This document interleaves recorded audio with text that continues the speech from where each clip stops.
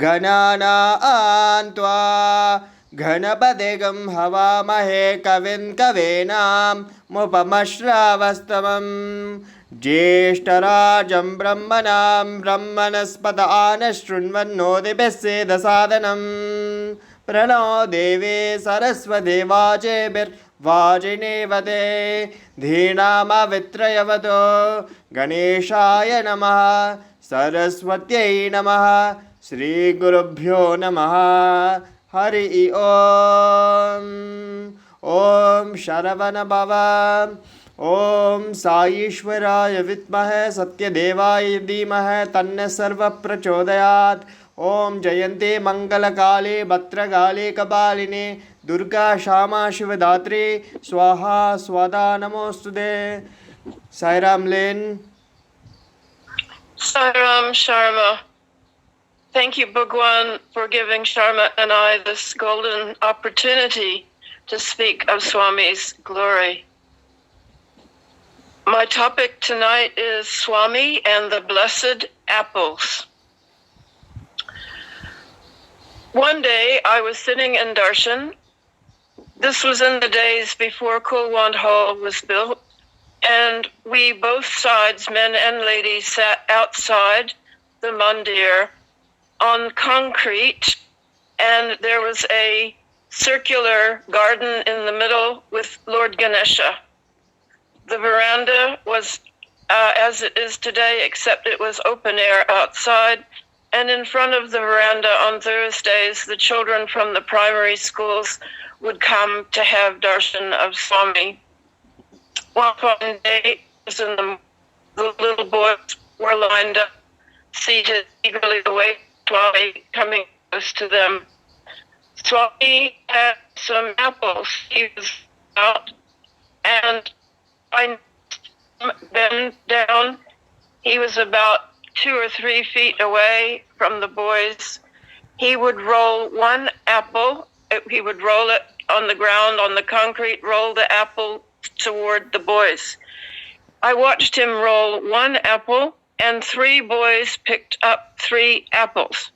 I thought I was seeing things. I remember rubbing my eyes. I thought, maybe it's the heat, but no, it wasn't even that hot that day, and it was a lovely fresh morning. I watched, and as if Swami knew my thought, he did it again and again. He would roll one apple. I counted it with my eyes, and then I saw 3 little boys pick up 3 apples. I saw an extraordinary thing. Swami was handing out apples. They were in silvery bowls that one of the attendants were holding. He was rolling one apple to one of the boys. But then as the apple rolled, I saw it change into 3 apples, and 3 little boys each picked up 1 apple. I thought, I am seeing things, and rubbed my eyes, and Swami, as if he read my mind, did it again. Another time he rolled 1 apple. I saw it change into 3 red apples, and the 3 boys picked it up. I couldn't get over this miracle. I kept it to myself. I didn't think anyone would believe me. And then my husband came in from another darshan on another day, and Swami, it was again a Thursday, and this day the children were sitting up the front as usual. My husband said he saw Swami giving out apples from a cardboard box. When he came to the end of the line, there were 2 little boys had still not received an apple. In this case, Swami was throwing the apples to the boys. When Swami came to the end of the line and the 2 little boys were holding out their hands eagerly, Swami paused for a minute. He pulled the last apple out of the box, and then he took the box and tipped it upside down as if to show us all, see, the box is empty. He then tossed the apple, and he even had the apple in his hand and was throwing it up and down in the air so that we could all see 1 apple. Then he threw that apple towards the 2 little boys with their arms out, and indeed that apple split into 2, became 2 apples, and each little boy received their apple. So I know that I had not been seeing things because my husband could not get over this either. He said, in fact, when Swami was holding the apple and throwing it up into the air like a cricket ball, it was as if he was teasing all of us, saying, see, I have one apple. Now, what do you think I'm going to do? I mean, we watched every move of Swami's. We never took our eyes off of him. This was very important training for later in life. Indeed, apples have long been a symbol of wisdom and higher knowledge. Indeed, this is why I think Swami loved to give the children apples. They are students, and they are in a stage of their life where learning and wisdom is paramount. We have all heard the expression, give an apple to the teacher, when we want to get into the teacher's good books. And apples have also been used as a symbol of beauty and love, because we might say, oh, he or she is the apple of my eye. Also, we talk of a child with rosy cheeks, a beautiful complexion. We say they are apple-cheeked.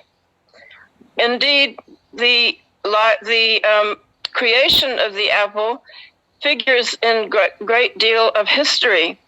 For example, there is the story, and it is true, of Isaac Newton, the discoverer of gravity, sitting under an apple tree. He was looking for some refreshing shade, and an apple fell and hit him on the head.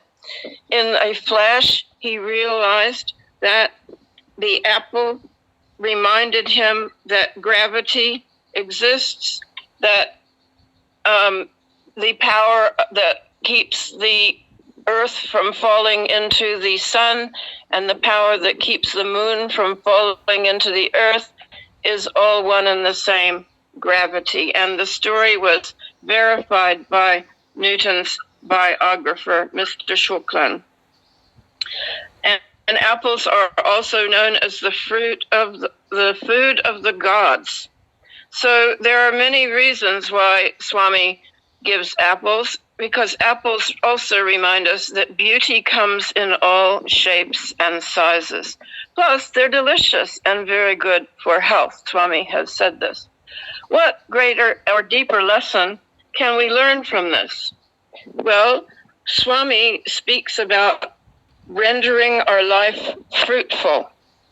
And he says, you can have this rare pearl in your hands, which is the grace of Sai. Do not let it slip from your clasp. Hold on to it firmly. Pray you have my grace forever, and be filled with the joy that it confers. This is the way by which you can render this life fruitful. Swami also talks about the fruits of action.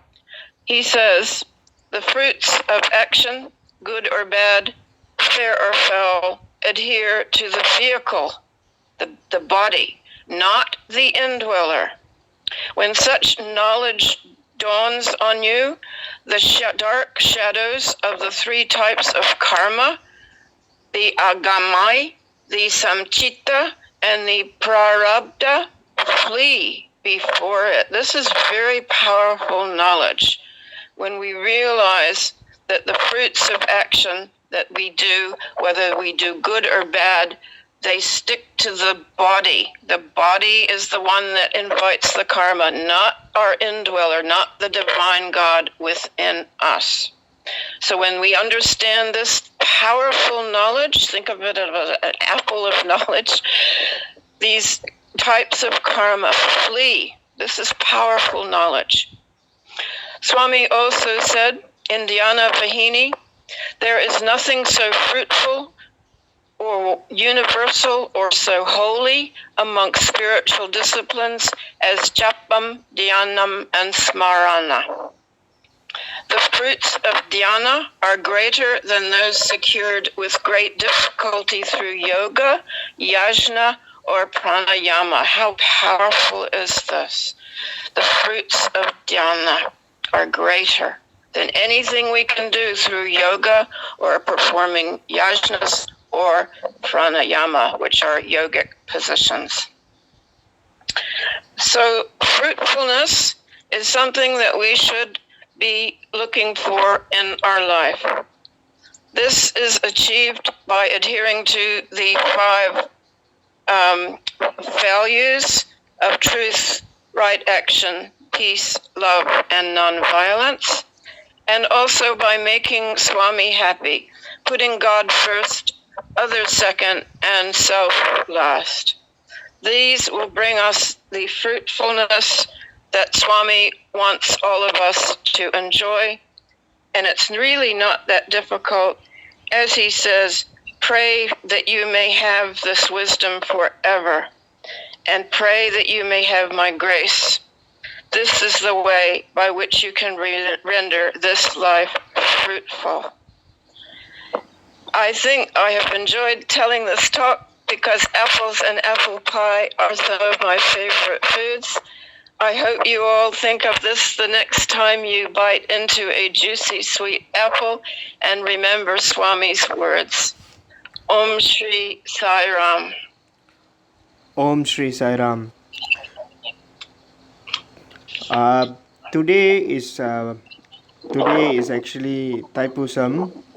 So may Lord Muruga be blessed this entire world and everyone for this Thaipusam 2024. Jai Sai Ram and happy blessings to all.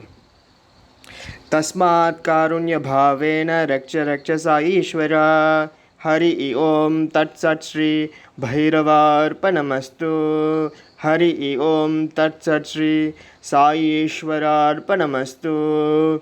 Om Shanti Shanti Shanti.